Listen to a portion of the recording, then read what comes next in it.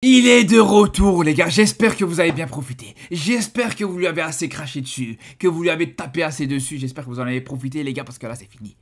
Là c'est fini les gars, on a bien vu à quel point aujourd'hui, Yamal quand il est en jambes, quand tu lui redonnes un ballon c'est fini les gars, tu peux plus l'arrêter. Tu peux plus l'arrêter, c'est fini les gars. Et c'est marrant parce que dès la première prise de balle, dès les 5 premières minutes, on a compris c'est bon, c'était fini, on a compris c'est bon, Yamal est de retour. Il t'a fait un mauvais match sur la dernière rencontre contre Vissel Kobe, et j'étais le premier à le reconnaître. Mais je vous avais dit que ça allait pas durer, et vous savez très bien que ça dure pas. C'est pour ça que dès qu'Yamal va faire un mauvais match, les gens ils savent bien que directement il faut sauter sur l'occasion. Ah, on sait jamais, c'est maintenant ou jamais qu'il faut lui taper dessus parce que le prochain match il va encore une fois nous fermer nos bouches. C'est comme ça que ça se passe. Vous le savez très bien les gars. Vous savez très bien que Yamal te fait jamais 2 mauvais matchs consécutifs. Il peut comme tout le monde, comme tous les joueurs du monde, comme même les plus grands joueurs de l'histoire, de faire un mauvais match. Mais 2 mauvais matchs consécutifs, pour l'instant, ça n'existe pas, les gars. Pour l'instant, ça n'existe pas, les frères. De toute façon, c'est simple. Quand on regarde sur l'ensemble de la saison dernière, les frères, il n'y a pas plus de 2 matchs consécutifs où il n'est pas décisif, les frères. Je ne sais pas si vous réalisez. Et des fois, même dans certains matchs où il n'est pas décisif, il fait le boulot, il fait le taf, il n'est pas forcément mauvais. Et quand on voit encore une fois le match d'aujourd'hui, les gars, je vous dis, hein, dès les premières prises de balle, après 5 minutes, les gars, quand on a vu les premiers dribbles réussis, déjà en 2 minutes de jeu, il t'a réussi plus de dribbles que sur l'ensemble de sa première mi-temps contre Vissel Kobe, sur l'ensemble de son match, même contre Vissel Kobe, vu qu'il a joué qu'une seule mi-temps. Les gars, encore une fois, aujourd'hui, je suis désolé, frère. On a un grand Yamal aujourd'hui. Alors ouais, d'accord, c'est contre Vissel Kobe, contre Séoul. D'accord, c'est contre un adversaire très faible. Ok, y a pas de problème. Mais quand c'est pour lui taper dessus, grands adversaires ou petits adversaires, vous le tapez dessus, les gars. Mais faut reconnaître que là, peu importe l'adversaire, peu importe y a qui en face, quand on voit quand même le mec en une mi-temps, il te met un doublé, il est responsable sur les 3 premiers buts du Barça sur cette première mi-temps. Qu'est-ce que tu veux qu'il te fasse de plus? Ça a beau être, je sais pas, n'importe qui en face, les gars, il peut rien faire de plus, les frères. La première mi-temps qu'il fait, voilà, elle est presque parfaite. Bon, allez, c'est vrai qu'il y a l'erreur qu'il commet sur le but de l'égalisation de Séoul, mais on va y revenir plus tard. Mais sur l'aspect offensif, c'était trop fort, les gars. C'était monstrueux, les gars. Regardez juste le deuxième but qu'il te fait. Est-ce que vous avez vu le défenseur coréen, le pauvre défenseur coréen, les gars, moi, il m'a fait de la peine. Hein. Ah, moi, je vous dis, le défenseur coréen, il m'a fait de la peine, les gars. Sur la fin, sur le crochet que lui met Yamal, encore maintenant, il est en train de glisser, les frères. Le match, il s'est passé en Corée du Sud. Il a tellement glissé qu'il s'est retrouvé en Corée du Nord, les gars. Vous vous rendez compte ou pas de quoi on est en train de parler? Et d'ailleurs, moi, ce qui me choque, les frères, c'est même pas son deuxième but, les frères. Moi, c'est le premier but qui m'a le plus choqué, les gars. Je sais pas si vous vous rendez compte. Déjà, l'action, elle démarre, c'est lui qui récupère le ballon. C'est lui, il récupère le ballon. Il construit l'action. Il s'emmène le ballon. Il va combiner et juste derrière, même carrément, il va reperdre le ballon de nouveau. Et il va mettre le but juste derrière. Il t'a préparé le repas. Il t'a mis la table. Il t'a déposé les couverts. Et juste derrière, il s'est servi, il a mangé, il a débarrassé la table, il a fait la vaisselle, les gars. Vous vous rendez compte ou pas? Aujourd'hui, c'est ça, Yamal. Aujourd'hui, c'est ça, Yamal. Il se contente pas juste comme certains attaquants d'être juste dans la surface adverse, d'attendre qu'un ballon il lui revienne dessus pour mettre une frappe, pour mettre un but, pour mettre... Non. Il est au début, il est au milieu, il est à la fin, les gars. Tout simplement, c'est ça qui m'impressionne le plus, je vous le dis, sur le jeu de Yamal aujourd'hui. 45 minutes, c'est bon, il a fermé des bouches, les frères. 45 minutes. Il n'a pas eu besoin de jouer 90 minutes, de jouer... Non, en 45 minutes, c'était réglé.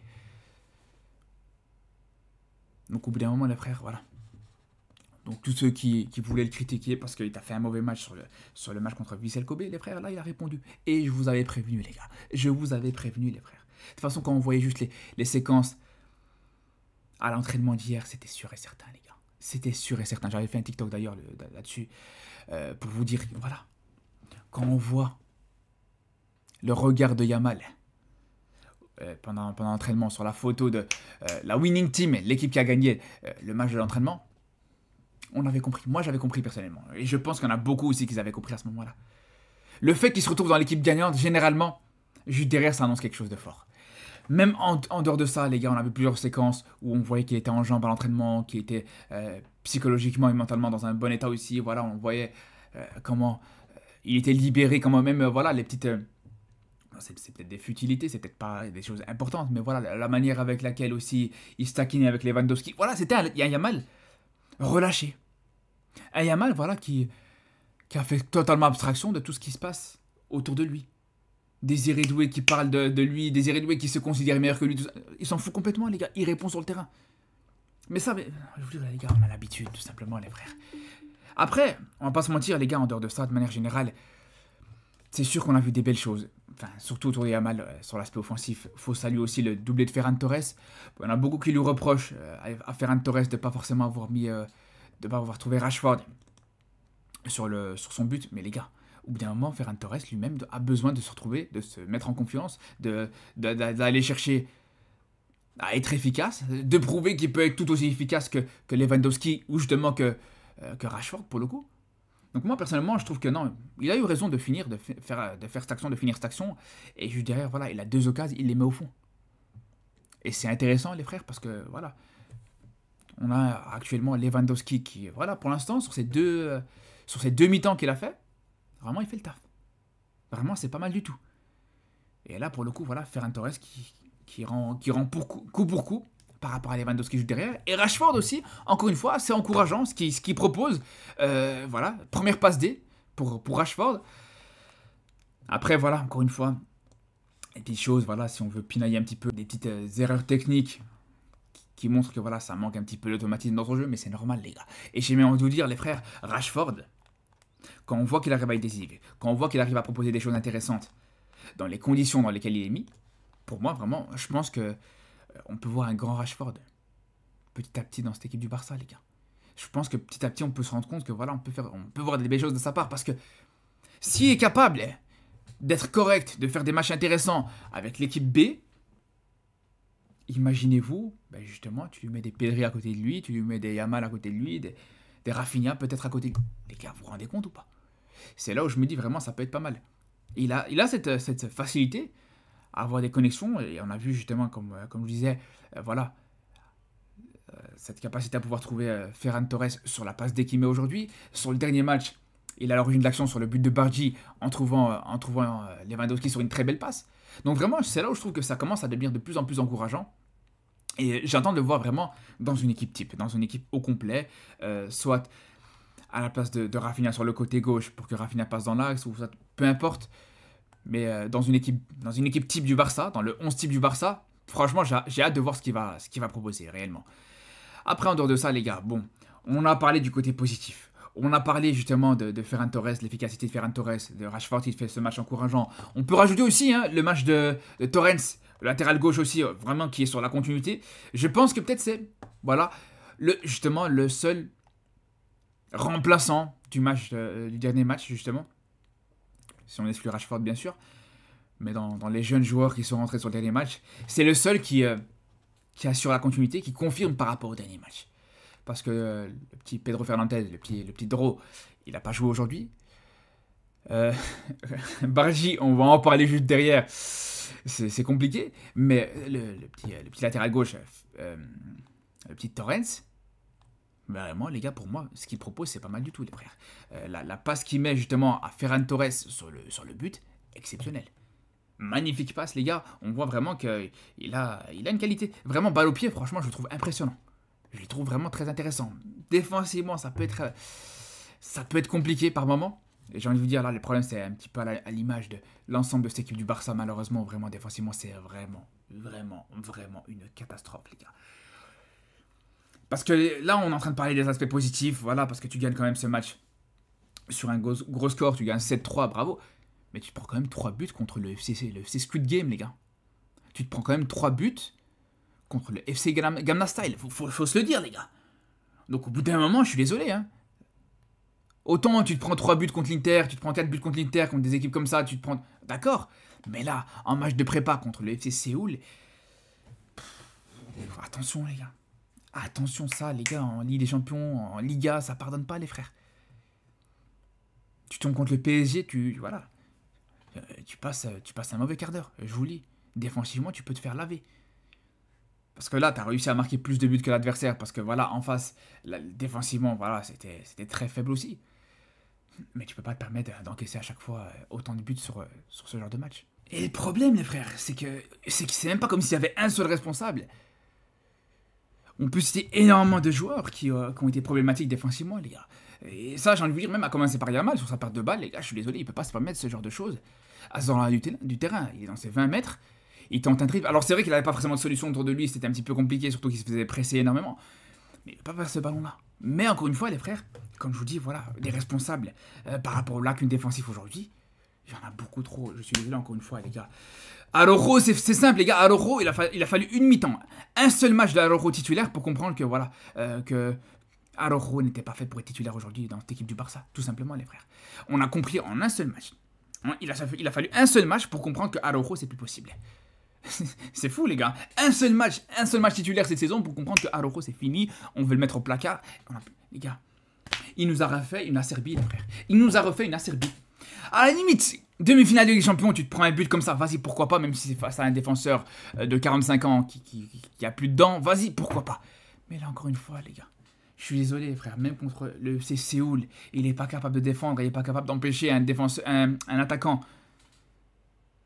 de frapper, de se retourner. C'est là où c'est compliqué, les frères. C'est là où je suis désolé, les gars. Araujo, c'est vraiment... Je suis désolé, c'est plus possible. C'est vraiment plus possible, les gars. Alors, on peut me dire hors-jeu, pas hors-jeu. Je sais pas, les gars, est-ce que Koundé couvre ou pas. Voilà, de toute façon, dans tous les cas, il n'y a pas la VAR et le but, il a été quand même validé. Mais si Araujo, il défend comme ça contre le FC Séoul, ça va être con, encore une fois, les gars, en Ligue des Champions, en Liga et tout ça. Mais voilà, on va pas tirer que sur Araujo, on va pas taper que sur lui, les frères, parce que vraiment défensivement, il y a pareil, De Jong encore une fois au milieu de terrain, même si offensivement il a proposé des belles choses, balle au pied, sa capacité à se retourner, sa capacité à servir Yamal, etc. Pas mal. Mais encore une fois, une certaine passivité, on l'a vu sur le deuxième but. Et là aussi, encore une fois, De Jong n'était pas forcément le seul responsable sur ce but-là, faut le dire. Sur le deuxième but, les gars, Koundé, je suis désolé, les frères. La manière avec laquelle il se fait prendre de vitesse, c'est pas normal du tout.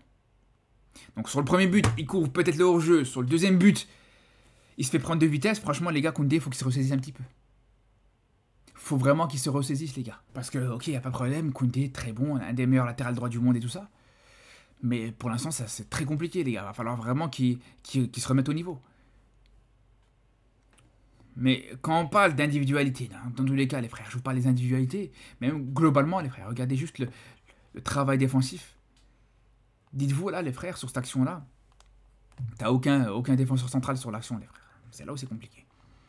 Ça doit être Casado qui revient. Bon, Casado qui s'est complètement fait laver. De toute façon, sur l'aspect vitesse, on sait très bien que Casado, c'est pas forcément son point fort. Il est là, il essaie de couvrir les défenseurs qui n'étaient pas forcément présents. Mais encore une fois, les frères, c'est pas rassurant du tout. Vraiment, défensivement, il y a vraiment du travail à faire. C'est pour moi là où vraiment il y a un des plus gros chantiers dans cette équipe du Barça actuellement. On a vu malgré tout des belles choses. Christensen, bien sûr. Vraiment, pour moi, je vous dis, c'est celui qui, pour moi, a été un peu sous-estimé, un petit peu...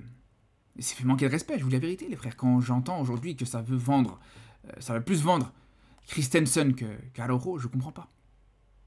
Et je vous parle même pas forcément de son but, mais voilà, globalement, les gars, encore une fois, voilà, Christensen, pour moi, c'est celui qui me rassure le plus défensivement, bien sûr, en dehors de la défense, la charnière centrale habituelle. Et d'ailleurs, par rapport à ça, peut-être que un des éléments d'explication qui font qu'aujourd'hui, voilà, défensivement, le Barça, c'est compliqué, c'est peut-être justement par rapport au fait que t'as pas forcément une équipe type, une défense type sur 90 minutes. Ça aussi, ça peut jouer en ligne de compte. Mais en dehors de ça, les gars, on a parlé de Bardi, les frères. Alors Bardi, franchement, coup de cœur sur le dernier match, vraiment son entrée contre Vissel Kobe, magnifique, etc. Mais là, je ne sais pas si c'était son frère jumeau ou si c'était pas son cousin, je ne sais pas c'était qui, les gars. Mais je le reconnais pas. Vraiment, je le reconnais pas.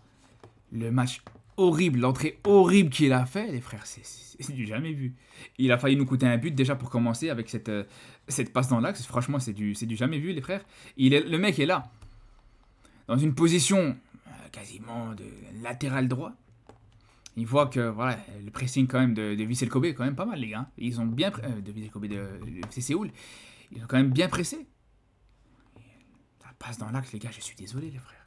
Alors je sais, ok, je veux bien que t'es voilà, suédois, syrien, formé au FC Copenhague, d'accord, il n'y a pas de problème. Peut-être que voilà, le haut niveau, peut-être pas forcément connu. T'as pas été formé à la Masia, ok, y a pas de problème. Mais une passe comme ça dans l'axe, je suis désolé, t'as pas le droit. T'as pas le droit. Et c'est là où je vous dis, me fait peur plusieurs fois sur certaines prises de décision.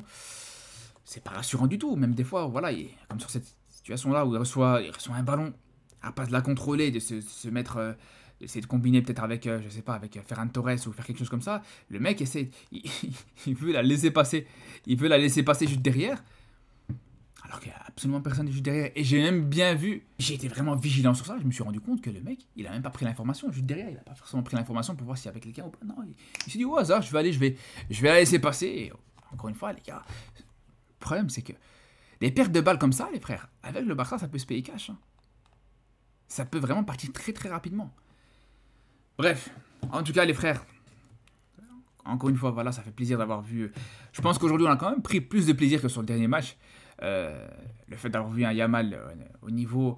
Un Rafinha qu'on entend encore un petit peu aujourd'hui, qui n'a pas forcément été à la hauteur de ce qu'on pouvait attendre, même si on a vu des belles choses, etc.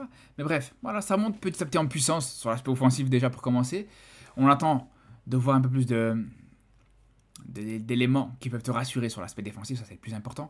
Sur ce, on se dit à très vite les frères pour le prochain match d'ailleurs du Barça qui va arriver très bientôt, je pense dimanche si je dis pas de bêtises. En attendant d'ici là les gars, prenez soin de vous.